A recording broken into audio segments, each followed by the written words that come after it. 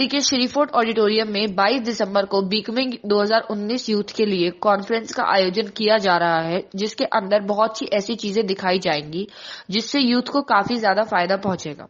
Conference के अंदर panel discussion, high speed कीर्तन, म्यूजिकल परफॉर्मेंस, डांस परफॉर्मेंस इत्यादि दिखाई जाएगी। कॉन्फ्रेंस एंट्री एकदम फ्री है और आप सभी के लिए महत्वपूर्ण चीजें कॉन्फ्रेंस के अंदर होंगी। आइए देखिए हमारे संवाददाता सोहेल खान की खास रिपोर्ट। आप सभी का भव्य स्वागत है हमारे बिकमिंग यूथ कॉन्फ्रेंस के प्रेस कॉन्फ्रेंस में। सबसे पहले कि ये कॉन्फ्रेंस है किसके लिए, उसका उद्देश्य क्या है, इसके लिए मैं 2 मिनट में आप लोगों को ब्रीफ करना चाहता हूँ कि ये इसका उद्देश्य क्या है। Becoming youth conference Shri Thakur अनुकूल चंद्र जी के उद्देश्य को, जो उन्होंने फिलोसफीज रखे हैं समाज के सामने, एक युवा वर्ग के सामने।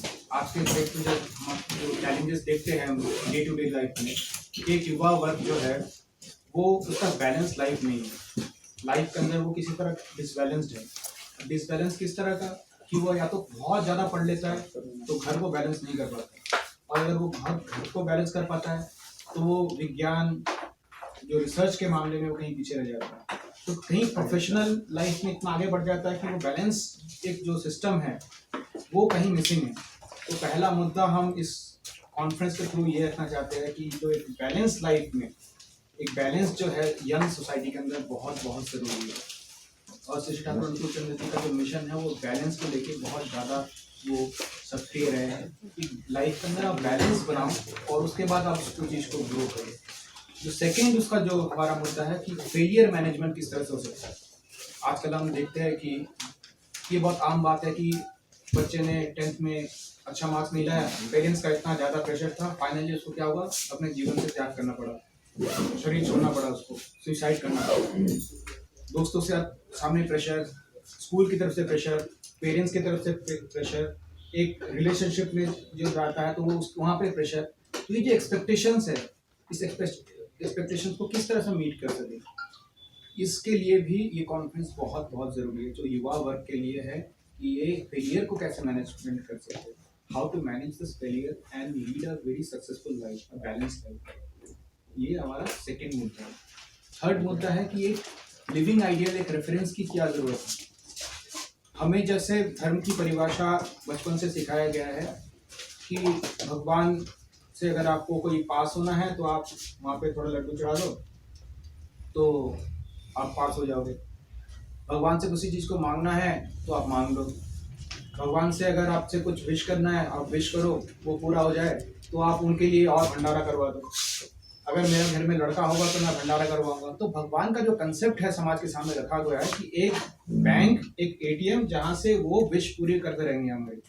मैं एज अ सोसाइटी मेंबर मैं क्या कंट्रीब्यूट कर सकता हूँ सोसाइटी के लिए, ये हम कभी भी अपने बच्चों को सिखाते नहीं कि मैं एक सोसाइटी का मेंबर हूँ, एक यूनिट हूँ, मेरा एक क्या कंट्रीब्यूशन है सोसाइटी की तरफ। ये हम बिल्कुल मिस कर जाते हैं जब सिखाने जाते हैं बच्चों को। एक धर्म की परिभाषा, एक भगवान की परिभाषा, एक आदर्श का परिभाषा हम जब देते हैं, जबकि जितने भी आदर्श पुरुष आए हैं, चाहे राम कृष्ण बुद्ध यीशु जितने भी आए, ये समाज के लिए पूरा जीवन निछावर कर दिया है।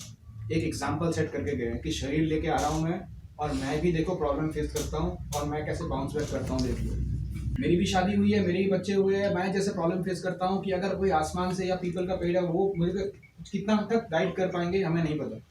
तो एक लिविंग आइडियल एक टीचर का एक जिंदगी के अंदर होना बहुत ज़रूरी है सिखाने के लिए। सबसे पहला लिविंग आइडियल बच्चे का कौन होता है? उसकी माँ होती है। उसकी माँ जैसे ही वो गर्भ में आता है, सबसे पहला इंट्रोडक्शन उसकी माँ के साथ होता है कि माँ उसको समझाती है कि बेटा ये तुम्हारे पापा। सेकंड, बाय डिफॉल्ट ये गुरु बन जाता है उसके पापा। तीसरा, जब ये थोड़ा बड़ा होने लग जाता है, जब वो संसार के अंदर जाता है तो माँ बाप से ऊपर जब समाज के अंदर दोस्त के पास जाता है, समाज के पास जाता है, समाज इतना खुला हुआ है, everything is available from drugs to everything is available, all the good things and the bad things is well. तो what to choose and what not to choose, ये कौन बताएगा? ये कौन बताएगा? ये बताएगा कोई टीचर, एक लिविंग आइडियल, जिसको हमारे शास्त्रों में कहा गया आचार्य, आचार्य देवो भव। तो मैं ये अपने शास्त्रों की बात ही आपके सामने रख रहा हूँ। क्या है? मातृदेवो भव, पितृदेवो भव, और तीसरा आ जाता है आचार्य देवो भव। आचार्य का परिभाषा यहाँ पे आ जाता है, एक टीचर को आप एक्सेप्ट करते हैं। अब ये कोई कह सकता है कि भाई मैं धर्म किसी को नहीं मानता, भाई मॉडर्न हूँ, मैं तो ये भगवान भगवान को बिलीव ही नहीं करता, मैं मॉडर्न हूँ, मैं साइंस में बिलीव करता हूँ, ये कहने के बावजूद भी वो टीचर को रिस्पेक्ट करता है। जब आप रिस्पेक्ट करते हो टीचर को, इसका मतलब क्या है? आचार्य देवो भव, आप कर रहे हो सकता है कि आप उस तरह से नहीं कर रहे हो जिस तरह से प्रेजेंटेशन मैनिफेस्टेशन हमारे समाज में रखा गया है, आप किसी और तरीके से कर रहे हो, per day to day life में हम ये हरदम करते हैं। हम कह रहे हैं कि कोई ऐसा टीचर है जिसको सामने सारे टीचर छोटे पड़ जाते हैं, एक कोई ऐसा प्रोफेसर है लाइफ के अंदर या समाज के अंदर जिसके साथ में अगर उसको एक्सेप्ट कर ले तो हम ये सारा हिंदू मुस्लिम सिख ईसाई इन सबसे ऊपर उठ के एक इंसान होने के नाते हम क्या करना चाहिए, जीवन धर्म क्या होना चाहिए। तो सीसी ठाकुर कहते हैं जीवन धर्म दो शब्दों में, उनसे पूछा गया था, दो शब्दों में उन्होंने बताया, बचना और बढ़ना। हर एक इंसान के लिए ये दो प्राइम कंडीशन है सर्वाइवल की। जो भी जीवित है चाहे वो कीटाणु भी क्यों ना हो, वो बचना चाहता है और वो बढ़ना चाहता है। इसी तरह हम भी बचना चाहते हैं, बढ़ना चाहते हैं। जो बचने को सहायता करती है हर तरह से, वो आपका धर्म हो जाता है, चाहे वो पढ़ाई लिखाई हो, माँ बाप के साथ संपर्क हो, बीवी बच्चों के साथ संपर्क हो, अपने दोस्तों के साथ संपर्क हो, किस तरह से इन सारे को आप बैलेंस करके रखें, ये धर्म की तरफ हो जाता है। आलस हो गया, कोई आपके साथ एडिक्शन हो गया किसी चीज का, गंदी आदतें हो गई, ये आपके अधर्म कहा जाता है, क्योंकि आपके जीवन को ये खींच रहा है, रोक रहा है। तो बिकमिंग यूथ कॉन्फ्रेंस के साथ हम युवा वर्ग को इसलिए जोड़ना चाहते हैं कि आज के समाज में जो घटनाएं घट रही है रिसेंट डेज के अंदर, आप सबको पता है, मीडिया आप लोग सब अवेयर है कि जो भी घटनाएं घट रही है, इसके अंदर आप किसी को ब्लेम नहीं कर सकते, किसी मंत्री को ब्लेम नहीं कर सकते, किसी लीडर को ब्लेम नहीं कर सकते, किसी समाज को, क्योंकि हम सब अपने आप को ब्लेम करें सबसे पहले, क्योंकि हमने ही अपने बच्चों को इस तरह से सिखाया है, जो घर की जो टीचिंग्स है वो कहीं डिमिनिश होता जा रहा है। हम युवा वर्ग के साथ जुड़ के हम यही कहना चाहते हैं कि ये तीन मुद्दा अगर एटलीस्ट लेट्स स्टार्ट विद, इन तीन मुद्दों को फोकस करते हैं कि एक बैलेंस लाइफ, आप ज़्यादा पढ़ाई लिखाई के अंदर बहुत ज़्यादा फोकस ना करें, और करें भी तो आप सबको बैलेंस लेके करें। और दूसरा कि अगर आपके पास स्ट्रेस होता है, कुछ अगर फेलियर लाइफ में होता है, वो एक लर्निंग फेज है। आइंस्टाइन हो गए, अल्बर्ट आइंस्टाइन हो गए, थॉमस अल्वा एडिसन हो गए, जितने भी साइंटिस्ट, बड़े बड़े साइंटिस्ट हुए, सारे के सारे फेलियर फेस कर चुके हैं। हमारे जितने भी रत्न हुए हैं, भारत ने पैदा किया है, ये सबों ने फेलियर देखा है। तो हम क्यों नहीं अपने बच्चों को सिखाते कि फेलियर भी एक पार्ट है? हम क्यों नहीं सिखाते कि भी अगर तुम गाने में इंटरेस्टेड हो तो लेट्स फॉलो दैट पैशन। हमें क्यों उनको डॉक्टर या इंजीनियर ही बनाना है? अगर किसी को मीडिया में इंटरेस्ट है, क्या आप खुद बताइए, मीडिया के लोग कितने आपके पेरेंट्स ने कहा होगा कि जाओ मीडिया में करो? बाय जूस बाय चार।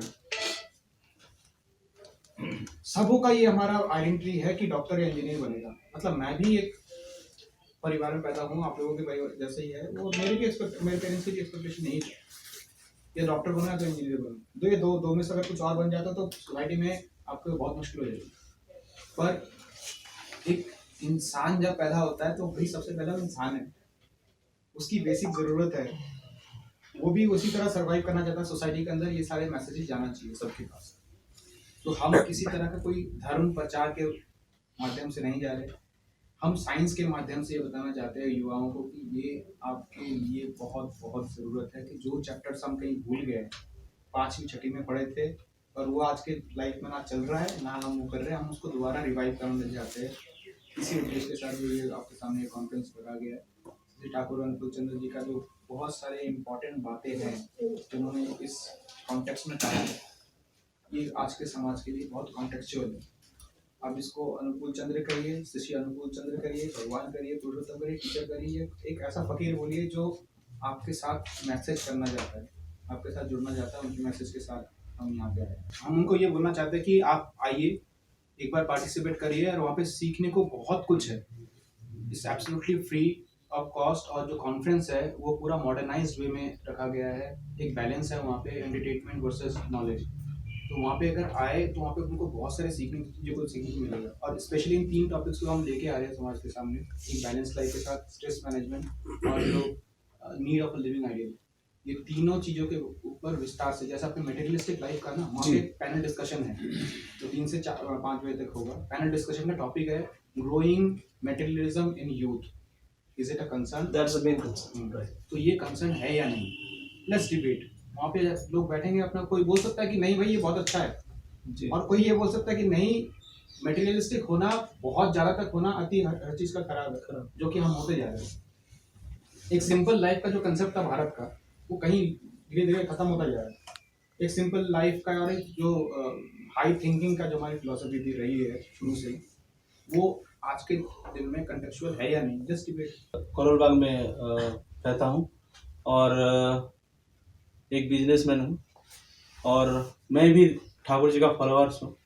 और एक चीज़ मैंने अपने जीवन में भी देखा है, जैसे कि मेरे सभी बड़े भाई ने बोला है कि आज के डेट में बैलेंस लाइफ जो है, कोई बिजनेसमैन अपने बिजनेस टूर के लिए, अपने बिजनेस को और बढ़ाने के लिए बहुत सारा काम करता है, लेकिन उसका घर, उनका परिवार सब पीछे छूट जाता है, जिसके कारण वो पैसा तो बहुत कमा लेता है, लेकिन उनका जो इन फ्यूचर क्या होता है, पैसे से तो फ्यूचर नहीं बनते सब कुछ। ठीक सर। उनका जो जनरेशन है वो सही तरह से बैलेंस नहीं कर पाता जीवन में।